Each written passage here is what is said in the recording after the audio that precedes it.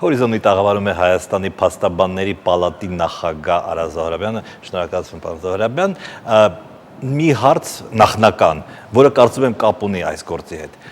Հնարավոր է արդյոք զբաղվել փաստաբանական գործունեությամբ չլինելով փաստաբանների պալատի անդամ։ Ոչ։ Հնարավոր չէ, փաստաբանը պարտադիր պետք է հանդիսանա փաստաբանների պալատի անդամ։ Այ քիչ առաջ դուք լրագրողների հետ կապված համատություն եք անցկացնում, որ լրագրողները երբեք միմյանց հետ այդ պատճառով չեն կռվում, որևէ կոնֆլիկտի մեջ չեն մտնում, այ ձեզ մոտ հնարավորություն չի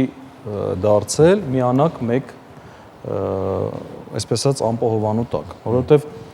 եւ նաեւ իմ տեղեկությունով ձեր մոտ միատեսակ վարքագծի կանոններն չեն գործում, յուրաքանչյուր լրագրող այսօր ցանկացած քաղաքացի կարող է ես լրագրող եմ եւ զբաղվել լրագրողական գործունեությամբ։ Մեզ մոտ այդպես չէ, որովհետև փաստաբանական գործունեություն իրավապաշտպան գործունեության տեսակ է եւ բնականաբար այդ գործունեության արդյունքում մարդկանց ճակատագրերի հետ ենք առնչվում եւ շատ կարեւոր է ունենալ միատեսակ վարքագծի կանոններ եւ որոշակի խաղի կանոններ։ Այդ թվում որոշակի ուսում անցնել, քննություններ տալ, ընդունվել դառնալ փաստաբանների պալատի լիիրավ անդամ եւ շարունակել իր գործունեությունը։ Պաստորեն այստեղ մի քիչ մենաշնորհ է ստացվում։ Իսկ հնարավոր է ստեղծել մի այնպիսի պալատ, որտեղ այս մրցակցային խնդիրները լուծվեն ի վերջո եւ նման խնդիրների առջև չկան։ Ալտերնատիվ պալատ։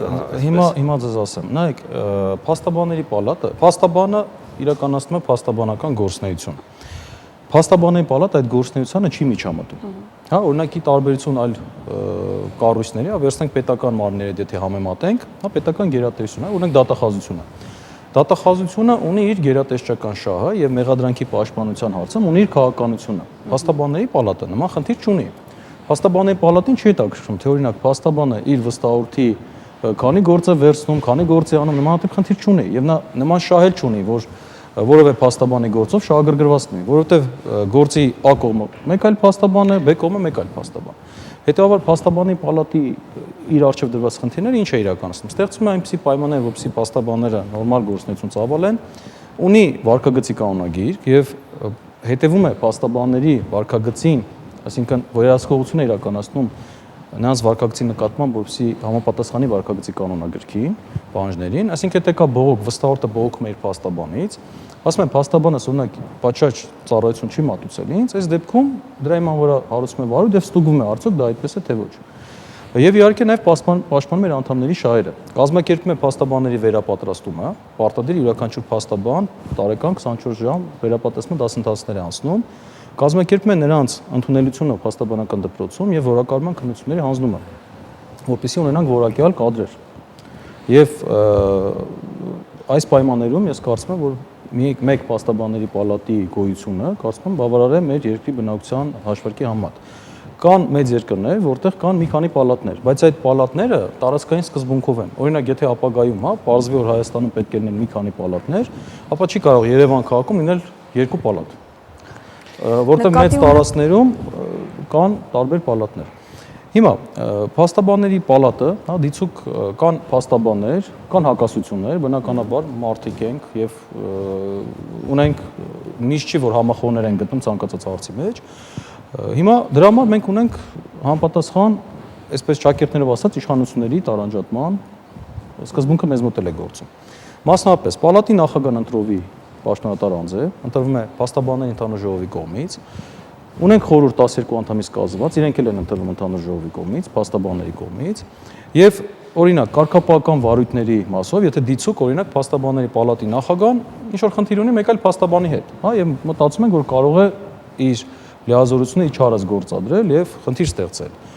Փաստաբանների պալատի նախագահն ունենում է մեկ հնարավորություն ունի վարույթ հարուցել միայն կարգապահական։ Դրանից հետո գործը փոխանցվում է ժողովի կողմից ընտրված փաստաբանի, որը կոչվում է գործ նախապատրաստող անձ։ Նա ապացույցներ է հավաքում, կարծիք է ձևավորում եւ եզրակացությունը տալիս է խորհրդին։ Խորհուրդը 12 անդամից կազմված, որի նիստերին չի մասնակցում փաստաբանների պալատի նախագահը։ Քննում է եւ որոշում է կայացնում։ Փաստաբանին ենթարկել կարգապահական պատասխանատվության թե ոչ։ Ընդ որում խորհրդի որոշումն էլ կարող է բողոքարկվել դատարան։ Այսինքն այս պայմաններում ընդ որում փաստաբանը, որը գիտակ է իր իրավունքների պաշտպանության հարցում, այսպես ասեմ, չի կարող որևիցե մի պաշտոնատար անձ փաստաբանների պալատի ինչ որ մեկի նկատմամբ խնդիր ունել եւ այդ խնդիրը իրագործել տանել առաջ։ Շատ լավ, խնդրեմ։ Հիմա այսպիսի կառույց կա փաստորեն, բայց հակասությունները ամեն դեպքում խորքային են։ Լուծել հնարավոր չի եղել, այո։ Տեղի ունենում։ Հիմա նայեք, երկրի ունեցավ փաստաբանների պալատի խորհրդի ընտրություններ, հա։ Եղան հաղթողներ, եղան պարտվողներ, եւ ժողովրդավարական մոտեցումը փորձում է մեզ համոզել, որ մեծամասնությունն է որոշում խաղի կանոնները։ Ի վերջո, փոքրամասնություն, այսինքն չընտրված մարդիկ պետք է հանդուրժողականություն ցուցաբերեն, եթե իհարկե անօրինական գործընթաց տեղի չի ունեցել։ Բայց մեզ մոտ վստահաբար ասում են, որ օրինական ընտրություններ են տեղի ունեցել եւ ընտրված խորհրդի անդամները լեգիտիմ են։ Այս պայմաններում իհարկե կարող են լինել մարդիկ, որոնք անհանդուրժող են։ Ես հիմա չեմ կարող ասել, մարդիկ իրենց խառնվածքից ելնելով կարող են չհանդուրժել։ Եվ նորմալ է նաև որ կարող են քննադատել, կարող են հրապարակային կոշտ մտքեր հնչեցնել եւ այլն։ Դրա մասին ես ասելիք չունեմ, մենք փաստաբան ենք եւ պարտավոր ենք նաև հանդուրժողականությամբ վերաբերվել մյուս կողմի կարծիքներին։ Հակառակը մենք ենք այլակարծության քարոզիչները։ Եվս մի հարց, որը այդ գործի հետ կապ չունի, բայց ձեր ընդդիմախոսները ասում են, որ ունի։ Դուք որտեղ եք ստացել ձեր իրավաբանի դիպլոմը։ Ես սովորել եմ Գլաձոր համալսարանում 94-99 թվականին եւ ստացել եմ Գլաձոր համալսարանից։ Հանձնել եմ որակարման քննություններ եւ ստացել եմ իմ դիպլոմը։ Հիմա բուն վեճի մասին։ Փաստորեն ստացվեց այնպես, որ վիրավորական արտահայտություններ սոցիալական ցանցում եւ արդյունքը եղավ այս հաշվեհարդերը։ Այսպես էր։ Թե ուրիշ բան կար դրա տակ։ Հիմա եկեք իմ տեղեկացված լինելն էլ երևի թե ձեզանից կարող է մի քիչ ավելի շատ լինել, որովհետեւ հիմնական աղբյուրս էլի ԶԼՄ-ներն են։ Խնդիրը ինչու՞մն է կանում։ Կար, այսինքն եղավ Տիգրան Աթանեսյանի կողմից հայախառն գրառումներ, կոնկրետ ուղղված փաստաբանական դպրոցի տնօրենի հասցեին։ Սեռական բնույթի հայանքներ։ Սկսենք այդ վարկագծից, հա, իհարկե ես հիմա չեմ փորձելու գնահատականներ տամ, բայց սրա մասին էլի կարծիք եմ հայտնել, բայց փորձեմ կրկին ներկայացնել։ Մարդու իրավունքների եւ ազատությունների հիմքը դա անձի արժանապատվությունն է, որը բարձրագույն արժեք է։ Եվ նույնիսկ միջազգային իրավունքում եւ մեր սահմանադրությամբ կյանքի իրավունքը բացարձակ իրավունք չէ։ Ինչու՞, որովհետեւ որոշ դեպքերում հնարավոր է լինում կյանքի իրավունքից զրկել, մասնավորապես պատերազմի ժամանակ, չգիտեմ, օրինակ այլ պետությունը մահապատիժել են։ Ձեր մեջ պատերազմ չի, ուրիշ բան եմ ուզում ասեմ։ Բայց արժանապատվության պաշտպանության իրավունքը անփոփոխելի է։ Դա չի կարող, դա համարվում է բացարձակ իրավունք։ Ինչու՞, որովհետև մարդու արժանապատվությունը նսեմացնելով դու չես կարող այլևս այդ մարդու հետ, չգիտեմ, ինչ-որ ապագա կառուցես։ Դա կարող է առիթ դառնալ բազմաթիվ վատ արարքների։ Հիմա տեղի ունեցել իմ կարծիքով, իհարկե ես որպես հաստատված փաստ չասեմ, որովհետև դա դեռ կպարզվի, նմանատիպ գրառումներ։ Դրա արդյունքում իհարկե վիրավորանք հայոյանք, դրա արդյունքում տեղի ունեցել այդ հանդիպումը։ Իհարկե ես ի սկզբանե ասեմ, որ դատապարտում եմ փաստաբանների պալատի անունից, ինչպես վիրավորական հայախառն գրառումներ կատարելը, այնպես էլ որևէ բռնություն։ Այսինքն բռնություն կիրառել հայոյելու դիմաց, ես կարծում եմ դա չի արդարացնում բռնություն կիրառողին, դա միանշանակ է։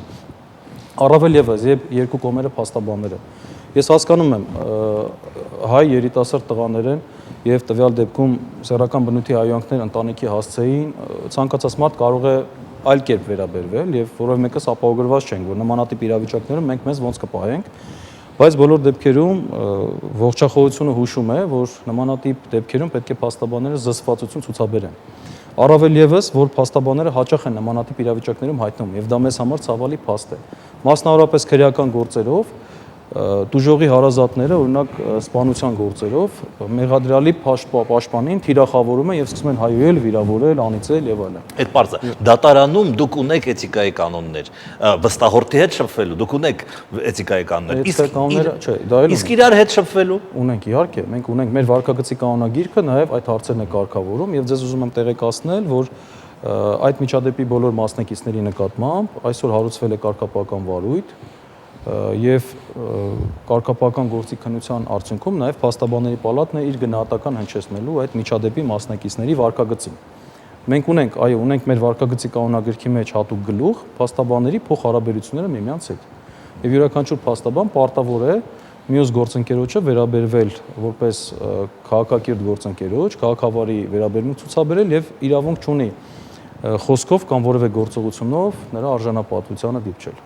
Պարոն Զոհրաբյան, դժոխք ճանաչված ձեր գործընկերները նշում են, որ դուք պետք է համերաշխություն հայտնեիք իրենց ձեր մեկնաբանությունը այս առնչությամբ։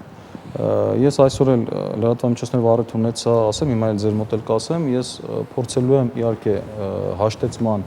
կոչից բացի փորձել եմ գործուն քայլեր ձեռնարկել, որպեսզի կողմերին հաշտեցնեմ։ Ի վերջո սա մեր ընտանիքն է, ի վերջո ես հասկանում եմ, մենք ունենք մեկ փաստաբանների պալատ եւ սա նույնպես ինձ պարտավորեցնում է, որպեսզի այնպիսի պայմաններ ստեղծենք, որպեսզի նեղացածներ չլինեն։ Մենք մեկ պալատ ենք եւ մեր ուժը մեր միասնության մեջ է։ Մենք մեծ նավի մեջ ենք գտնում եւ եթե այդ նավը որևէ տեղից հիմա եթե օրինակ նավի ձախ կողմից մեկ ասի ես ձախ կողմը վնասեմ, որովհետեւ ձախ կողմ գտնվում են այս փաստաբանները, միևնույն է ամբողջ նավին են վնասելու։ Ես դա ուզում ասել։ Եվ այս տեսակետից այո, ես կարծում եմ, որ ինձ համար ամենակարևորը այստեղ առաջնայինը փաստաբանության շահն է։ Ես չեմ ուզում, որպեսզի հասարակությունը փաստաբաններին վերաբերվի, մարդկանց, որոնց ինքը պետք է դիմի, իրենց իրավունքների պաշտպանության համար, մտածի, որ չէ, այս փաստաբաններն էլ օրինակ իրենց հարցերը լուծում են լավ, այդ տերմինը ռուսերեն օգտվում գլադիատորների նման, այլ ինչպես մենք դիմենք այս մարդկանց։ Ի վերջո, ցանկացած քննադատություն չէ, ցանկացած վիրավորանք, ցանկացած զրպարտություն, ցանկացած բռնություն, որևէ անօրինական գործողություն, եթե ասում եմ այս փաստաբանին այսպես ասեց կամ արեց, ի վերջո դա վերաբերել է բոլոր փաստաբաններին։ Այդ թվում նաև այդ արդարացող փաստաբանը։ Ի վերջո այս ընդհանուրի շահը մենք բոլորս պետք է գիտակցենք։ Դուք տեսնում եք հեռանկար բարիշելու, այսպես ասած։ Ես տեսնում եմ հեռանկար, ինչու, որովհետև որքանով այս պահին իմ տեղեկացված լինելը թույլ է տալիս, քրեական գործը հարուցվել է ծեծի հատկանիշներով, իսկ դա մասնավոր մեղադրանքի տիրույթում է գտնվում, իսկ դա նշանակում է, եթե կողմերը հաշտվեն, ապա քրեական գործը կկարճվի, միայն հաշտվելու հիմքով։ Իհարկե կան վնասվածքներ, երկու կողմերի մոտ էլ կան վնասվածքներ եւ այդ վնասվածքները արդեն ըստ հետևանքի է որոշվելու, դա թեթև մանրական վնասվածքի միջին ծանրության թե ծանր։ Դա երևի թե կարծում եմ դատաբժշկական փորձաքննության արդյունքում կպարզվի։ Ես կարծում եմ, որ եթե կողմերը բարձր հանդուրժողականություն ցուցաբերեն եւ հաշտվեն, քրեական վարույթից մեր փաստաբաններն են միշտ վարույթ իրականացնող մարմինների գործոցներ քննադատում, հիմա դիմում են այդ վարույթ իրականացնող մարմիններին իրենց իրավունքների պաշտպանության հարցով, դա էլ է նորմալ, ժողովրդավարական պետության համար նորմալ գործընթաց է։ Եթե դուրս գա այդ հարթակից եւ գա փաստաբանների պալատի հարթակ, մենք մեր ընտանիքում անպայման պետք է գնահատական տանք այս միջադեպին։ Շնորհակալություն։ Փաստաբանների պալատի նախագահ Արա Զոհրաբյան ժամը 23-ին հեռանկարի հյուրն է լինելու Հանրապետական կուսակցության Երևանի ավագանու տեխնացու Արա Երենջակյանը, իսկ մեր հաղորդումը կշարունակի եւս մի սկանդալ, այժմ արդեն միջազգային մակարդակով խոսքը ինչպես կարող է կռահել ԵԽԽՎ նախագահ Պեդրո Ագրամունտի մասին է թեման կներկայացնի Քրիստինեն։